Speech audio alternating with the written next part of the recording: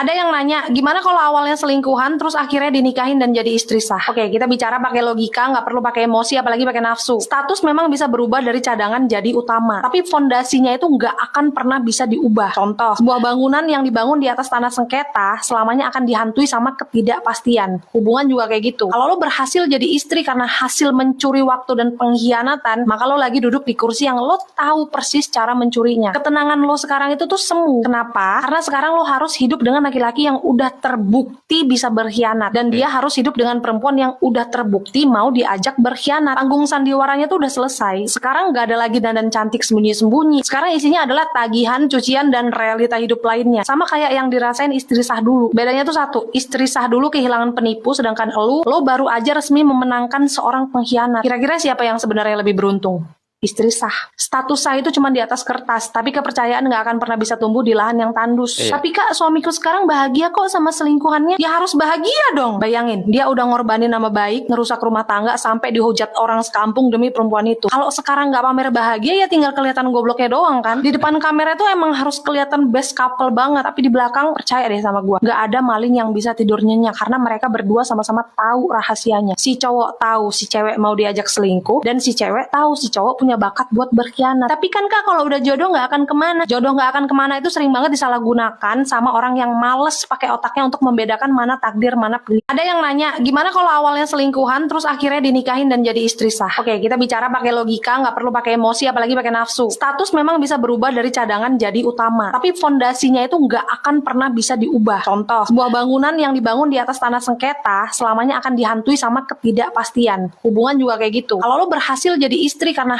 hasil mencuri waktu dan pengkhianatan, maka lo lagi duduk di kursi yang lo tahu persis cara mencurinya. Ketenangan lo sekarang itu tuh semu. Kenapa? Karena sekarang lo harus hidup dengan laki-laki yang udah terbukti bisa berkhianat, dan dia harus hidup dengan perempuan yang udah terbukti mau diajak berkhianat. Panggung sandiwaranya tuh udah selesai. Sekarang gak ada lagi dandan cantik sembunyi-sembunyi. Sekarang isinya adalah tagihan, cucian, dan realita hidup lainnya. Sama kayak yang dirasain istri sah dulu. Bedanya tuh satu, istri sah dulu kehilangan penipu, sedangkan lo baru aja resmi memenangkan seorang pengkhianat. Kira-kira siapa yang sebenarnya lebih beruntung?